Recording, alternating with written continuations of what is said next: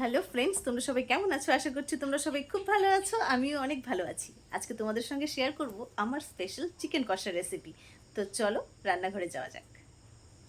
Chicken কষা রান্না করার জন্য আমি রেডি করে নিয়েছি। দেখো, এদিকে পেঁয়াজ কেটে নিয়েছি, এদিকে রসুন, এদিকে কাঁচা লঙ্কা, আদা, আর এদিকে আমি গোটা রসুন দিয়েছি কারণ আমি গোটা রসুন খেতে ভালোবাসি সেজন্য। আর এদিকে দেখো, চিকেনটাকে আমি ধুয়ে রেডি করে নিয়েছি। তো এখন আমি বসিয়ে দেবো রান্নাটা। দেখো, এদিকে আমি কড়াই বসিয়ে দিয়েছি আর কড়াইতে আমি পরিমাণ মতো তেল দিয়ে দিয়েছি। এই তেলটা একটু গরম হয়ে যাওয়ার পরেই এখানে কয়েকটা গোটা জিরে আর একটুখানি চিনি দিয়ে নিলাম। চিনিটা আমি কেন দিই জানো? যাতে কালারটা খুব সুন্দর আসে। চিনি দিলে কালারটা দারুণ সুন্দর আসে। আর যখন দেখলাম যে চিনির কালারটা একটু লালচে লালচে হয়ে গেছে, সেখানে আমি দিয়ে দিলাম পেঁয়াজ কুচিয়ে রেখেছিলাম পেঁয়াজগুলো, সেই পেঁয়াজগুলো দিয়ে দিলাম এখানে। পরিমাণ মতো পেঁয়াজ নিয়ে নিয়েছি। পেঁয়াজ, রসুন, আদা, লঙ্কা যতটুকু পরিমাণ দরকার ততটুকু পরিমাণই কেটে নিয়েছিলাম।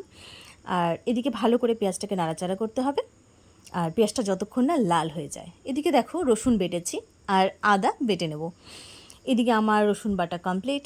এদিকে রসুন বাটছি, এদিকে দেখো পেঁয়াজটাকেও ভাজছিলাম। পেঁয়াজটা এদিকে লাল হয়ে গেছে।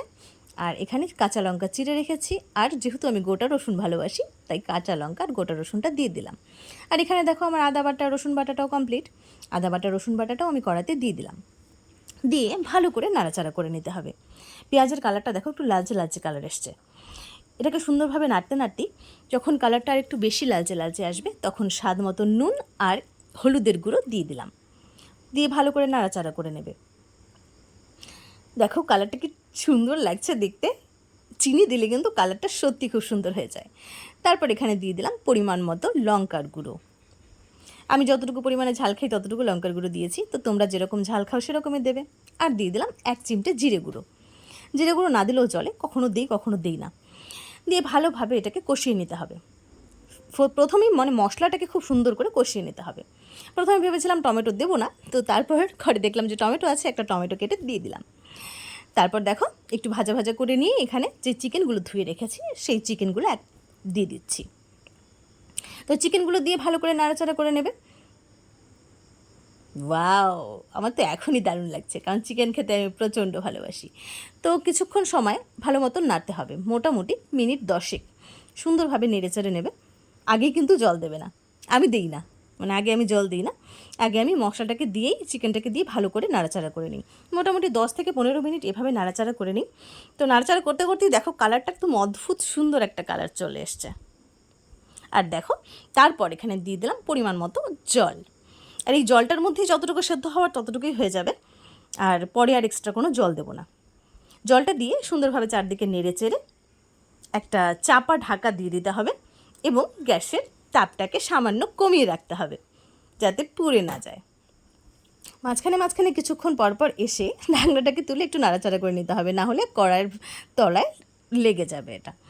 তো কিছুক্ষণ পরপর এসে এসে একটু নাড়াচাড়া করছিলাম, আবার ঢাকা দিয়ে চলে যাচ্ছিলাম। এরকমভাবে মোটামুটি মিনিট 10 ফোটার পরেই দেখো কালারটা পুরো ইয়াম্মি কালার চলে এসছে। এত সুন্দরভাবে কষিয়ে নিতে হবে যাতে টেস্টটা আরও বেশি হয়ে যায়। মাংস আসলে কি বলো তো, চিকেন বলো মটন বলো, চিকেন মটন যেটাই হোক না কেন, সুন্দরভাবে কষালে, অনেকক্ষণ সময় ধরে কষালে সে রান্নাটা টেস্টফুল হবেই হবে। তো এটা হচ্ছে আমার স্পেশাল রান্না।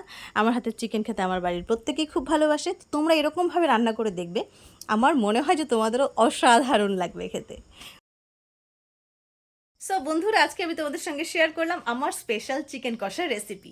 তো সবাই বাড়িতে রান্না করবে এবং খেয়ে আমাকে বলবে যে কেমন লাগছে। সবাই ভালো রান্না করতে পারো, জানি অনেকেই ভালো রান্না করতে পারো, তবে হচ্ছে চিকেন কষাটা আমার হাতের খুব স্পেশাল। চিকেন আর মটন আমি দারুণ রান্না করি। তো এভাবেই রান্না করে খাবে সবাই, আর বলবে যে কেমন লাগলো খেতে। তো চলো আজকের ভিডিওটা এখানেই শেষ করছি। তোমাদের সঙ্গে দেখা হবে নেক্সট একটা ভিডিওতে। চলো সবাইকে টাটা।